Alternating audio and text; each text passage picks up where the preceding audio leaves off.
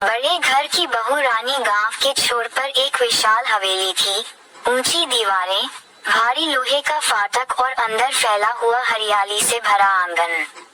ये हवेली ठाकुर साहब की थी, जिनका नाम पूरे इलाके में इज्जत और रुतबे के साथ लिया जाता था। उनके बेटे राजवीर की शादी जब शहर की पढ़ी लिखी, सुसंस्कृत और सुंदर लड़की रानी से हुई, तो पूरे गांव में एक ही चर्चा थी, अब तो बड़े घर की बहू रानी आ रही है। रानी का मायका भी किसी से कम नहीं था। पिता बड़े व्यापारी थे, माँ सामाजिक कार्यों में सक्रिय रहती थीं। रानी ने अंग्रेजी माध्यम से पढ़ाई की थी, पर संस्कारों में वह पूरी तरह भारतीय थी। शादी के बाद जब वह पहली बार ससुराल आई, तो ढोल नगाड़ों, फूलों और रोशनी से उसका स्वागत हुआ। सबकी निगाहें उसी पर थीं, क्योंकि वह अब बड़े घर की बहू थी। शुरुआती दिनों में रानी हर परंपरा को ध्यान से निभाती रही। सुबह सबसे पहले उठकर पूजा करना, सास के चरण छूना, पूरे घर के लिए नाश्ता बनवाना, सब कुछ वह बिना शिकायत के करती। पर धीरे धीरे उसे महसूस होने लगा कि इस बड़े घर के साथ साथ जिम्मेदारियां भी उतनी ही बड़ी हैं। सासू माँ, जिन्हें सब ठाकुराइन कहते थे, घर की हर बात पर नजर रखती थीं। उनके लिए बहू का मतलब था घर की मर्यादा, खानदान की इज्जत और समाज के सामने शान। रानी के पहनावे, बोलचाल, यहाँ तक कि हंसने तक पर टिप्पणी होती। बड़े घर की बहू ऐसे जोर से नहीं हंसती, बहू रानी, जरा संभल कर बोला करो, लोग क्या कहेंगे। रानी मुस्कुरा कर सब सुन लेती, पर उसके मन में कई सवाल उठते। क्या बड़े घर की बहू होने का मतलब ये है कि इंसान होना भूल जाए? राजवीर अच्छे दिल का था, पर घर के मामलों में ज्यादा नहीं बोलता था। उसे लगता था कि समय के साथ सब ठीक हो जाएगा, लेकिन रानी के लिए हर दिन एक परीक्षा जैसा बनता जा रहा था। एक दिन गांव में पंचायत की बैठक हुई। मुद्दा था गांव की लड़कियों की पढ़ाई। ज्यादातर लोग मानते थे कि लड़कियों को ज्यादा पढ़ाने की जरूरत नहीं। रानी यह सुनकर चुप न रह सकी। उसने पहली बार सबके सामने अपनी बात रखी। अगर घर की बहू पढ़ी लिखी है, तो क्या उसका ज्ञान घर की चार दीवारों में ही बंद रहना चाहिए? सभा में सन्नाटा छा गया। ठाकुराइन को ये पसंद नहीं आया। घर लौटते ही उन्होंने सख्त लहजे में कहा, बड़े घर की बहू पंचायत में ऐसे नहीं बोलती, यह मर्दों का काम है। उस रात रानी बहुत रोई। उसे लगा कि उसका सम्मान सिर्फ नाम का है। वह रानी नहीं, सिर्फ एक सजावटी गुड़िया बनकर रह गई है। कुछ दिन बाद गांव में एक बड़ी समस्या आ खड़ी हुई। अचानक बीमारी फैलने लगी। लोग डर के मारे इधर उधर भागने लगे। कोई सही जानकारी नहीं थी, कोई मदद को आगे नहीं आ रहा था। उस समय रानी ने पहल की। उसने शहर में अपने डॉक्टर मित्रों से बात की, जरूरी दवाइयां मंगवाई और हवेली के आंगन में ही एक अस्थायी चिकित्सा शिविर लगवा दिया। शुरुआत में ठाकुराइन ने विरोध किया। हवेली कोई अस्पताल नहीं है, पर हालात ऐसे थे कि मना करना मुश्किल था। रानी दिन रात लोगों की मदद में लगी रही। बिना भेदभाव के अमीर गरीब सबका इलाज हुआ। गांव वालों ने पहली बार बड़े घर की बहू को सिर्फ रुतबे की नहीं, इंसानियत की मिसाल बनते देखा। जब बीमारी पर काबू पाया गया, तो वही पंचायत दोबारा बुलाई गई। इस बार स्वर बदले हुए थे।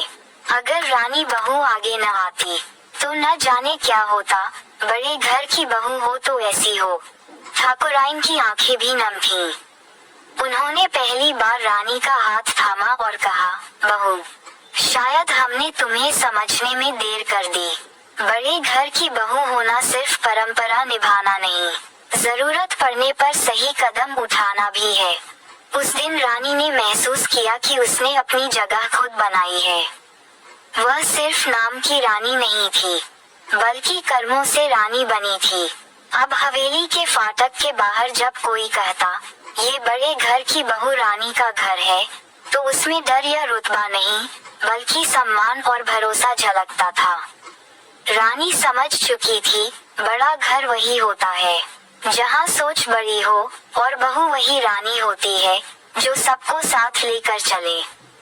रानी अब सिर्फ ठाकुर साहब की बहू नहीं रही थी, वह पूरे गांव की अपनी बन चुकी थी। बीमारी के समय जिस साहस और समझदारी से उसने हालात संभाले थे, उसके बाद गांव वाले उसे सम्मान से बहू रानी कहने लगे थे। लेकिन सम्मान मिलने से संघर्ष खत्म नहीं होते, ये बात रानी अच्छी तरह समझ चुकी थी।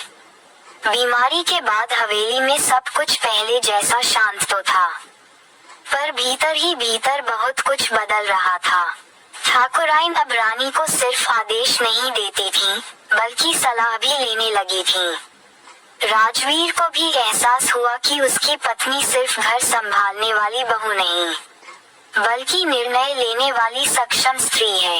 एक दिन रानी ने ठाकुर साहब से साफ शब्दों में कहा, बाबूजी, अगर आप अनुमति दें तो मैं गांव में लड़कियों के लिए एक शिक्षा केंद्र खोलना चाहती हूँ। ठाकुर साहब चुप हो गए। गांव की राजनीति, समाज की बातें, लोगों की सोच, सब उनके दिमाग में घूमने लगा। लोग क्या कहेंगे? उन्होंने वही पुराना सवाल दोहराया। रानी मुस्कुराए। लोग तो तब भी बहुत कुछ कह रहे थे जब मैं पंचायत में बोली थी, लेकिन आज वही लोग मेरा साथ दे रहे हैं। ये बात ठाकुर साहब के दिल को छू गई। पहली बार उन्हें महसूस हुआ कि बड़े घर की इज्जत डर से नहीं, काम से बनती है। शिक्षा केंद्र शुरू हुआ। शुरुआत में सिर्फ 5 लड़कियां आईं। कुछ घरों में विरोध हुआ, लड़कियां पढ़ लिखकर क्या करेगी, कल को ज्यादा बोलने लगेंगी। रानी खुद हर घर गई।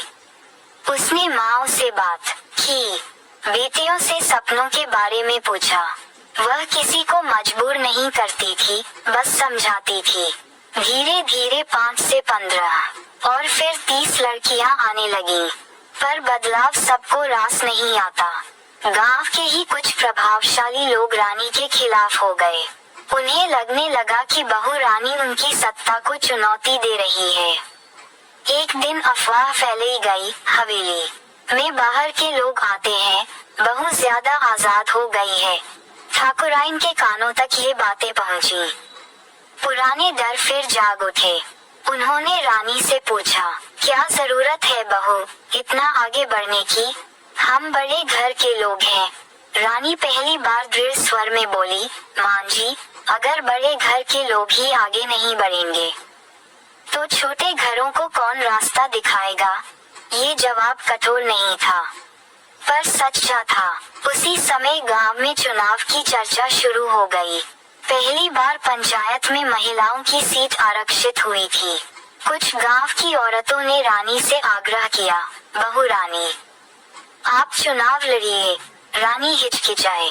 उसे राजनीति की गंदगी का अंदाजा था, लेकिन उसे ये भी पता था कि अगर सही लोग आगे नहीं आएंगे तो बदलाव अधूरा रह जाएगा। राजवीर ने इस बार उसका पूरा साथ दिया। अगर तुम लड़ोगी तो सिर्फ मेरे लिए नहीं, कई घरों की बेटियों के लिए लड़ोगी। चुनाव आसान नहीं था। ताने, आरोप, विरोध, सब कुछ झेलना पड़ा। बड़े घर की बहू राजनीति में क्या करेगी? घर संभालो, पंचायत नहीं। लेकिन रानी डटी रही। चुनाव के दिन गांव की औरतों की आंखों में एक अलग चमक थी। पहली बार उन्होंने महसूस किया कि उनमें भी ताकत है। नतीजे आए, रानी जीत गई। पूरे गांव में ढोल बजे, लेकिन रानी जानती थी कि असली काम अब शुरू होगा। पंचायत में बैठते ही उसने सबसे पहले पानी, शिक्षा और स्वास्थ्य पर काम शुरू किया। कोई बड़ा भाषण नहीं, सिर्फ जमीन पर उतरकर काम। उसने सबको साथ लिया, विरोधियों को भी। एक दिन वही लोग जो कभी उसके खिलाफ थे कहने लगे, बहू रानी, अगर आप न होती तो ये सब मुमकिन नहीं था। ठाकुराइन ने उस दिन गर्व से कहा, हमारी बहू रानी है, सिर्फ नाम से नहीं, काम से। रानी की पहचान अब हवेली की दीवारों से बाहर निकल चुकी थी। शहर से लोग आने लगे, अखबारों में उसका नाम छपा। लेकिन रानी वही रही, सादा, शांत और दृढ़। एक शाम वह हवेली के आंगन में बैठी थी। सूरज ढल रहा था। उसने सोचा, बड़ा घर ईंटों से नहीं बनता, सोच से बनता है। और बहू रानी वही होती है, जो दूसरों को भी रानी बना दे। कृपया हमारे चैनल को लाइक करें और सब्सक्राइब करें ताकि नियमित रूप से हमारी सभी वीडियोस आप तक पहुंचती रहें।